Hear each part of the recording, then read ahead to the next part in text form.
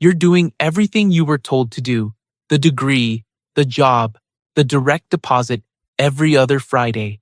And you're still checking your account on a Tuesday morning with that feeling already in your chest before the screen loads. Not broke exactly, just never as far ahead as the math should allow. You're not alone in that, but being in good company doesn't explain why it keeps happening.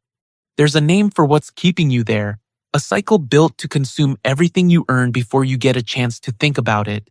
Understanding the consumption trap is where this starts. The trap doesn't announce itself. That's the whole design. It starts the moment the first real paycheck lands, not with a bad decision, with a feeling. The feeling that you finally earned something, that the years of school and applications and entry-level everything have added up to this number, and this number means you can now live like it. The upgrade feels like a reward, and rewards are supposed to feel good. So, the apartment gets a little nicer. Nothing extravagant, just better than the one you had in college, which felt reasonable after everything you put in to get here. The car gets more reliable. The groceries shift from whatever's cheapest to whatever you actually want to eat. The wardrobe updates, slowly, one reasonable purchase at a time. None of it feels like overspending because none of it is dramatic. It's just life, adjusting to match your income. And then the raise comes. Maybe it's $4,000 a year, maybe $5,500. For a few days, the number feels significant. You do the math, that's real money, that's movement, that changes the picture. And then the same thing happens again, quieter this time, almost automatic. The lifestyle absorbs it. The rent goes up because you move somewhere better. The car payment increases because the old one finally gave out, and you got something newer. The credit card balance that was almost zero creeps back up because there were 3 months in a row where something unexpected hit and the card was just there. Within 6 months, the raise is gone. Not wasted, not blown on anything you'd be embarrassed to name. Just consumed, cleanly and completely, by a life that expanded to meet it. This is lifestyle inflation, and it doesn't feel like inflation because every individual step felt earned. Here's what it actually costs, not in any single month, but compounded forward. Every dollar absorbed by a lifestyle upgrade is a dollar that stops working for you permanently. It doesn't just disappear in the present, it disappears in the future too, because it never got the chance to grow. The $300 a month that went into the nicer apartment at 24, if it had gone into a low-cost index fund instead, would be worth something meaningfully different at 34. Not because of discipline, because of time and compounding, running quietly in the background while you were busy living. The consumption trap isn't about lattes. It was never about lattes.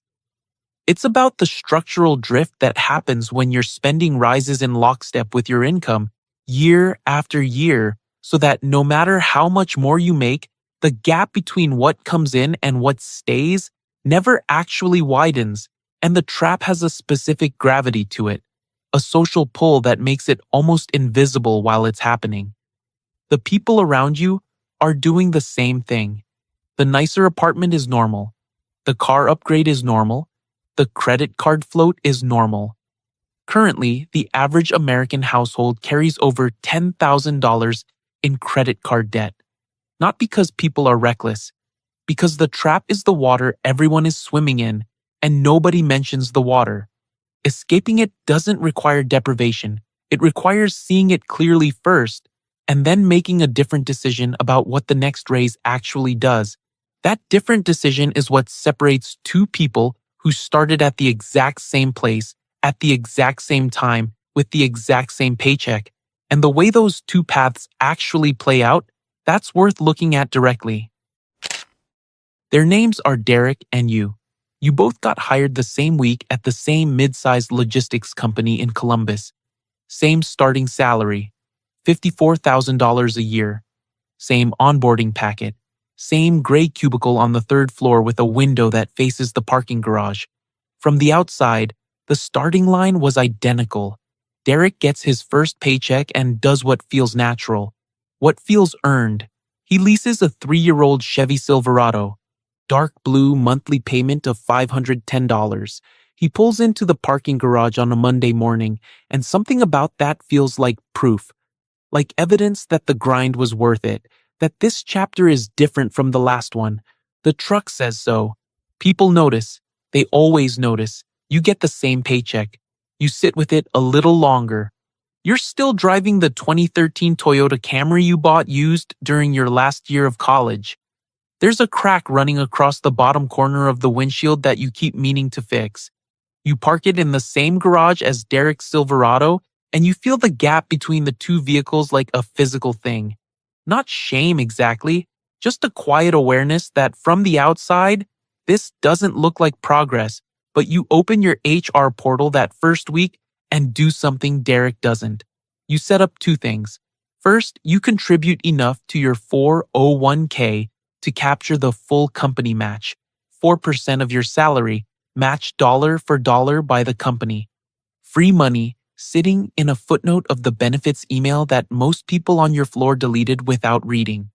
Second, you open a Roth IRA and set up an automatic transfer of $150 every payday 2 days after your direct deposit hits into a low-cost S&P 500 index fund. That's it. That's the whole decision. Nothing dramatic happens after that. No confirmation that you made the right call. No moment where the math suddenly becomes visible. Derek keeps pulling into the garage every Monday in the Silverado. You keep parking the Camry with the cracked windshield next to it. At the company holiday party, someone asks Derek about the truck, and he talks about it for 10 minutes. Nobody asks about your Roth IRA. Nobody ever asks about your Roth IRA. By 26, you've been at the company for 2 years. Derek got a $4,500 raise last spring and moved into a 2-bedroom apartment across town with a gym in the building. His raise absorbed cleanly into a life that expanded to receive it, exactly the way the last section described. Yours went somewhere different, half into the upgraded 401k contribution, the rest into a small buffer in a high-yield savings account currently earning around 4.5%. Money, sitting still but not sitting dead. From the outside, Derek is winning. He looks the part. He moves through the office with the ease of someone whose life matches his income. You look like you're standing still. And in most of the ways the people around you measure standing still, you are.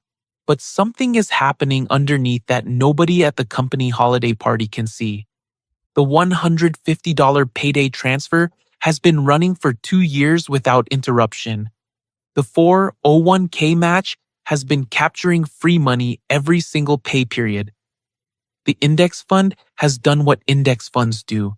Nothing exciting, nothing dramatic, just compounding forward through the noise. The gap between you and Derek isn't loud yet, but it's real, and it widens every payday automatically without either of you doing a single thing, which means the next question isn't whether this approach works. It's understanding the actual rules underneath it, the hidden rules of wealth that determine why one path builds something and the other one doesn't. Nobody handed you a manual, not in high school, not in college, not in the onboarding packet at the logistics company. The closest anyone came was a senior HR coordinator who mentioned the 401k match during orientation, almost as an afterthought somewhere between the section on vacation accrual and the section on parking validation. Most people in that room were still thinking about lunch, so most people build their financial life the only way they know how. They earn, they spend, they try not to go negative, and when something's left over at the end of the month, they move it into a savings account earning almost nothing and feel responsible about it. That's defense, and defense alone doesn't build anything. The framework most financial advisors start with is the 50-30-20 rule, and not because it's complicated, but because most people have never applied it with any real intention. 50% of your take-home pay covers the essentials: rent, utilities, groceries, insurance, minimum debt payments. 30% covers the life you actually want right now, The dinners, the weekends, the things that make the month feel like something other than survival. 20% goes to your future self automatically before you touch anything else. That last part is the one that changes everything. Not the percentages, the order. Most people save whatever's left after everything else. Whatever's left is usually nothing. Flip it. The 20% moves on payday. Everything else works around it. But the framework is just the floor. The ceiling is built by 5 things that work quietly in the background once you put them in motion. The first is compounding. Your money earns returns. Those returns earn returns. Given enough time, the math stops feeling incremental and starts feeling like something else entirely, like the work is happening without you. The second is time, which is the one input in this entire equation you cannot buy back at any price. Every year you wait is a year the compounding doesn't run. The third is leverage, not debt, but systems, automations, index funds that track the entire S&P 500 without you selecting a single stock. Tools that multiply your decisions without multiplying your hours. The fourth is ownership. A paycheck is income that stops when you stop. An asset is something that generates income on its own. The wealthy accumulate assets, equity, index funds, ownership stakes in things that keep producing value while they sleep. The fifth is taxes. A Roth IRA lets your money grow completely tax-free. A 401k reduces your taxable income today. These accounts are doors built directly into the tax code, and most people walk past them every single year without noticing they're there. None of this is secret. It just never gets taught to the people who need it most. And underneath all 5 of these rules sits one shift that makes the rest possible. Moving from thinking like a consumer to thinking like an owner. From directing your income toward things that lose value the moment you buy them, to directing it toward things that produce value while you're not looking. It sounds straightforward when you say it out loud. The difficulty is making that shift inside a life that is constantly pulling you back toward the visible scoreboard. The truck in the parking garage, the apartment with the gym, the raise that disappears into a lifestyle before it ever gets the chance to grow. That pull doesn't go away, and the psychological weight of resisting it, quietly, without an audience for years, that is the part nobody warns you about going in. The lonely middle is longer than it looks from the outside. Nobody prepares you for how quiet it is. You set up the automations, you flip the order, future self first, everything else after. The 401k is capturing the full company match. The Roth IRA transfer runs 2 days after every payday without you touching it. You're doing the thing. And life just continues. The same third-floor cubicle, the same Tuesday morning stand-ups, the same parking garage where Derek's Silverado sits 3 rows over from your Camry with the cracked windshield. Nothing announces that you made a decision that matters. Nothing confirms it. The money just moves silently, and the world around you acts as if absolutely nothing happened. That's the first thing nobody tells you about building wealth quietly. It has no audience. By 26, you've been at this for 2 years. At a birthday dinner for a friend from college, the conversation moves the way it always moves in your mid-20s. Who just closed on a condo? Who made senior associate? Who is doing 2 weeks in Colorado in March? You say you're doing fine. You watch their faces settle into polite interest, and then drift somewhere else. There is no version of, I've been maxing my Roth IRA contributions into a low-cost index fund that lands at a dinner table the way a condo does. You know this. You go home feeling something you can't quite name. Not failure exactly, but a specific kind of smallness that comes from moving in a direction nobody around you can see. The pressure to buy the visible thing is not subtle. It lives in every group chat, every casual Friday conversation about what everyone's been up to, every parking garage Monday where the Silverado is still newer and still louder than anything you're driving, and the moves that are actually building your future are so unglamorous they barely feel like decisions at all. The automatic transfer that runs before you wake up, the HR email you actually read, buried on page 2, below the section about dental coverage, tells you the company matches your 401k up to 4% of your salary.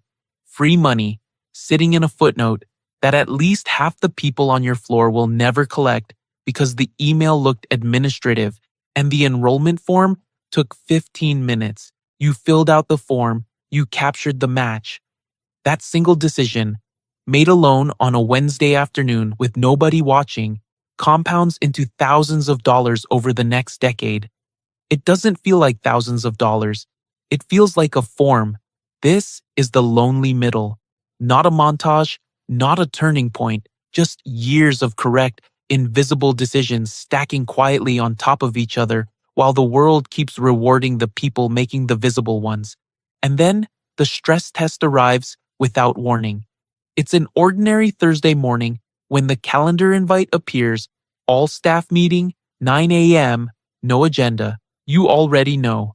Everyone already knows. By 10:30, you and Derek are both carrying cardboard boxes through the lobby. Same email, same severance, same Thursday that neither of you saw coming. But the moment you reach your Camry and set the box in the back seat, you open your accounts.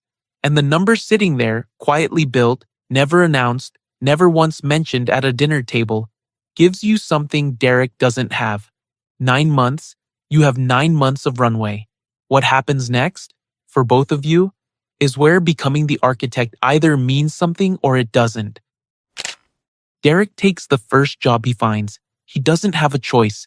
The Silverado payment is due in 9 days.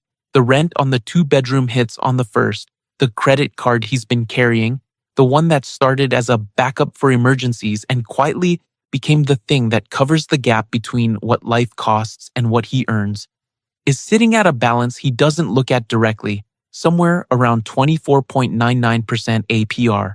He applies everywhere at once. He takes a role at a smaller freight brokerage for 13% less than what he was making. He tells himself it's temporary. It might be, but he had no runway to find out. You take 9 months, not 9 months of panic, 9 months of actual choice. You turn down the first offer because the role is a lateral move into a department with no real trajectory. You pass on the second because something about the hiring manager in the final round gave you a specific feeling you've learned to trust. You consult nobody on this because nobody around you has ever been in a position to make that call. You just sit with the number in your account and let it do what you built it to do. The job you eventually take pays 9% more than the one you lost. You move into the new role, and something has shifted that you can't quite articulate yet. Not confidence exactly, something quieter, a steadiness that comes from knowing the floor is there, that one bad Thursday can't unravel 4 years of payday transfers and captured 401k matches and a Roth IRA that kept compounding through the whole thing without asking anything from you. A few months into the new job, you open your investment account on a Sunday evening, not because something prompted you, just because you haven't looked in a while, and there's a number on the screen that stops you. Your monthly contributions across both accounts total $380. But last month, the portfolio generated more than that entirely on its own. Not from anything you did, not from any decision you made that month, just from the compounding that has been running quietly in the background since you were 24, through the birthday dinners and the parking garage Mondays and the cardboard box Thursday and the 9 months and all of it. Your money made more money than you put in, without your labor, without your attention, without you. That is the tipping point, not a number on a scoreboard, a ratio. The moment the portfolio starts doing more work than you are, and once that ratio tips, it doesn't go back. You are no longer just a player on the board. You built the board. What that actually means doesn't arrive as a revelation. It arrives on a Tuesday night 7 months later when your phone rings and it's your mom, and your dad is in the hospital 2 states away, and they don't know yet what it is. You hang up and open your laptop. You book the next available flight. Not the cheapest one, the next one. You find a hotel 4 blocks from the hospital, and you reserve it open-ended because you don't know how long you'll need it. You don't check your account balance before you do any of this. The thought doesn't occur to you. You sit in that waiting room under the fluorescent lights for 5 days. You are completely present. The logistics don't touch you. The money handled every problem money can handle, quietly, without requiring anything from you in the moment you needed to be somewhere else entirely. That is what the Tuesday morning transfers were always for. Not the portfolio balance, not the 9% raise, not the 9 months. This, the freedom to show up completely when it counts, because the floor you built on 100 ordinary paydays held. You didn't out-earn Derek. You didn't out-hustle him. You just understood something earlier, that the decisions nobody sees are the only ones that actually compound. The 401k form that took 15 minutes, the Roth IRA transfer was running before you woke up. The 9 months you built in silence before you ever needed them. None of it had an audience. That's exactly why it worked. Pay attention this week to when the upgrade presents itself. The newer phone, the bigger apartment, the thing that would make the Tuesday feel more like winning. You'll feel the pull. That pull is the consumption trap, still running, still designed to catch the people trying hardest to get ahead. The knowing doesn't make Tuesday easier. The transfer still runs quietly. The Camry is still in the garage. But here's the question that now belongs to you. When the floor gets tested, will it hold?